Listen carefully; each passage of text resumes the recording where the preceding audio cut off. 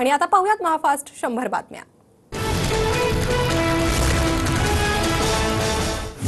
वर्षा निवासस्थानी मुख्यमंत्री आणि उपमुख्यमंत्री अजित पवारांमध्ये रात्री 3 तास बैठक। विधानसभेच्या पार्श्वभूमीवर चर्चा झाल्याची माहिती। प्रफुल्ल पटेल, उदय सामंत आणि दादा भुसे यांचीही उपस्थिती। अमित शहांनी सांगितलेला प्लॅन अंमलात कसा आणायचा यावर बैठकीत चर्चा। हमखास जिंकून येणाऱ्या जागांचं लवकर वाटप व्हावं यावरही चर्चा। शिंदे गट, दादा गट आमने सामने येऊ शकणाऱ्या जागांवरही बैठकीत चर्चा, सूत्रांची माहिती।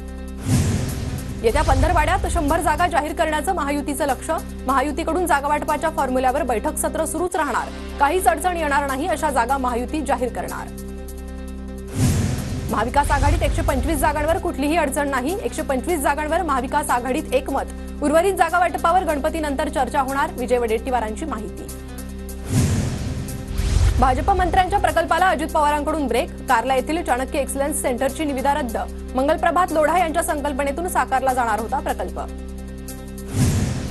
लाहोरी बारच्या मालकाकडून संजय राऊतांविरोधात पोलिसात तक्रार। अपघात प्रकरणातील तिघांवर बीफ कटलेट खाल्ल्याचा राऊतांचा आरोप, तर बिलामध्ये बीफ कटलेटचा उल्लेख नसल्याची नागपूर पोलिसांची माहिती। बिलात बीफचा उल्लेख नाही यात शंका आहे, तर पोलिसांना बिल जप्त करायला 4 दिवस का लागले? संजय राऊतांकडून पोलिसांच्या तपासावर शंका उपस्थित। आमदार राजेंद्र राऊतांचं बेमुदत ठिय्या आंदोलन सुरू। सकाळी 10 वाजल्यापासून 6 वाजेपर्यंत ठिय्या आंदोलन करणार। मराठा आरक्षणाबाबत विशेष अधिवेशन बोलवण्याची राजेंद्र राऊतांची मागणी। धर्मराव आत्राम यांची मुलगी भाग्यश्री आत्राम यांचा आज शरद पवार गटात पक्षप्रवेश। जयंत पाटील, अमोल कोल्हे आणि अनिल देशमुखांच्या उपस्थितीत प्रवेश होणार।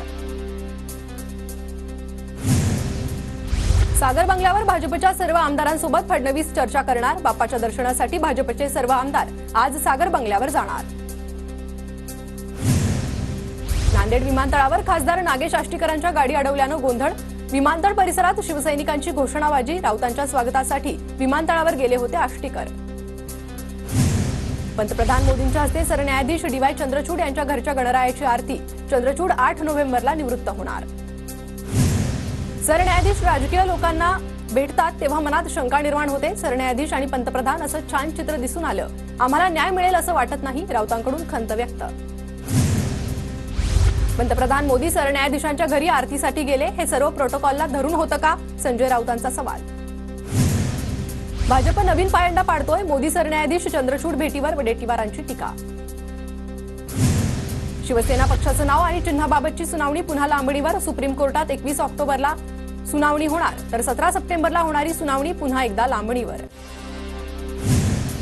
बीड जिल्ह्यातील काँग्रेसचे जिल्हाध्यक्ष राजेसाहेब देशमुख पवारांच्या भेटीला।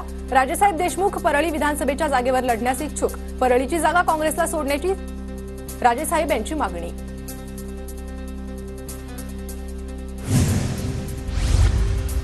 तर जरांगे आरक्षणाबद्दल राहुल गांधींना प्रश्न विचारणार का? लाड यांचा सवाल।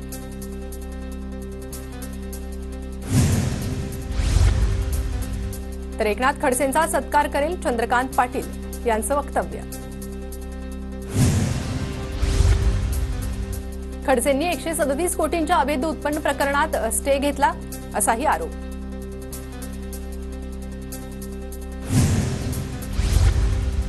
राज्य शासनानं 4 दिवसात 370 GR काढले। राज्य शासनाकडून GR बाबत लगबग।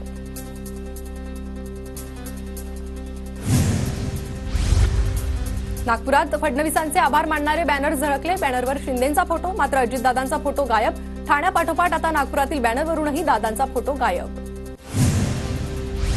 केंद्राच्या सुरक्षेसंदर्भात काही अटी शर्तींचं पत्र शरद पवारांकडून केंद्राला सादर। सरकारनं अटी मान्य केल्यावरच पवार केंद्राच्या सुरक्षेबाबत विचार करणार। कोस्टल रोड ते वांद्री सीलिंक मार्गाचं आज उद्घाटन। मरीन ड्राईव्ह पासून थेट वांद्रेत 12 मिनिटात पोहोचता येणार।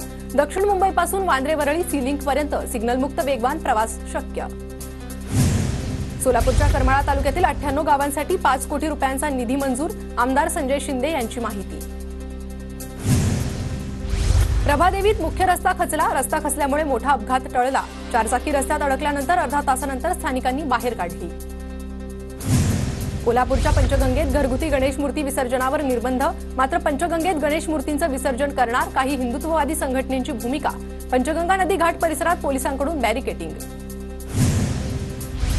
छत्रपती संभाजीनगरमध्ये भाजपचं ज्ञानेश महाराव यांच्या विरोधात आंदोलन। महारावांनी केलेल्या वादग्रस्त वक्तव्याच्या निषेधार्थ शेकडो कार्यकर्त्यांचं आंदोलन। महिलांवरील अत्याचारांची प्रकरणे तातडीने निकाली काढण्यासाठी राज्य सरकारकडून 14 विशेष न्यायालयाची स्थापना. मात्र न्यायालयात न्यायाधीशच 6 महिन्यांच्या हंगामी नियुक्तीवर. कोलकाता बलात्कार आणि हत्या प्रकरण निषेधार्थ मिथुन चक्रवर्ती रस्त्यावर. डॉक्टर मुलीला न्याय देण्याची मागणी. राज्यातील गोरगरीब गरजू रुग्णांना मुख्यमंत्री कक्षाकडून कोट्यवधींचं अर्थसहाय्य. मुख्यमंत्री कक्षातून 321 कोटी तर उपमुख्यमंत्री कक्षाकडून 12 कोटी 73 लाखांचं अर्थसहाय्य. पुण्यात लेझर जोतांवर अखेर कारवाई. 6 गुन्हे दाखल. आवाजाच्या मर्यादेचं उल्लंघन करणाऱ्या 3 मंडळांविरोधात देखील कारवाई. रत्नागिरीत आज 1,15,334 घरगुती गणपतींचं विसर्जन होणार. गौरीसोबत गणरायाच्या विसर्जनाची कोकणातील परंपरा. सांगलीत रात्रीच्या वेळी ड्रोन उडवणारा पोलिसांच्या ताब्यात. मिरज पूर्व भागातील 8 गावांमध्ये ड्रोनच्या घिरट्या. रात्रीच्या वेळी उडवणाऱ्या ड्रोनमुळे लोकांमध्ये दहशत पसरली होती. लातूरमध्ये घरमालक आणि बीडीओ भाडेकरूमध्ये राडा. दमदाटी करून भाडेकरू तुकाराम भालकेंना घराबाहेर काढण्याचा प्रयत्न. औसा रस्त्याजवळील श्रीनिकेतन कॉलनीतील घटना.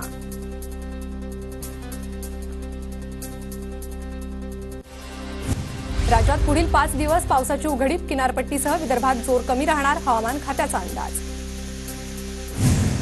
मुंबई आणि उपनगरमध्ये पावसाची हजेरी. लालबाग, परळ, शिवडी, गोरेगाव आणि कांदिवलीमध्ये पावसाच्या सरी.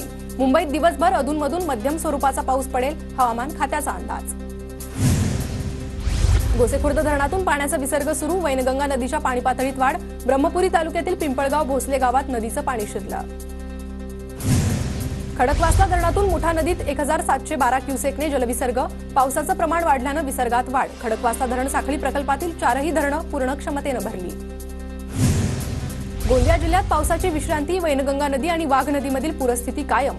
तर पुरामध्ये अडकलेल्या नागरिकांना काढण्यासाठी जिल्हा आपत्ती व्यवस्थापन सज्ज. आमदार विनोद अग्रवाल यांच्याकडून पूरग्रस्त भागाची पाहणी. गोंदिया शहरासह ग्रामीण भागात जाऊन विनोद अग्रवालांकडून पाहणी. पूरस्थितीमुळे शेतीसह घरांचंही मोठं नुकसान. मुसळधार पावसामुळे भंडारा तुमसर राष्ट्रीय महामार्ग पाण्याखाली. गणेशनगरी वस्तीतील 150हून अधिक नागरिकांचं स्थलांतर. कचरा व्यवस्थापन परिसरात शेकडो एकर शेती पाण्याखाली. भंडारा शहरातील सत्कारनगर नेहरू वार्ड परिसरात अनेकांच्या घरात पाणी शिरलं. सकाळपासूनच विद्युत पुरवठा खंडित. बीड आणि लातूर जिल्ह्याला पाणी पुरवठा करणारं मांजरा धरण 80% भरलं. पावसामुळे धरण 80% भरलं. ग्रामस्थांच्या पिण्याच्या पाण्याचा प्रश्न मिटला.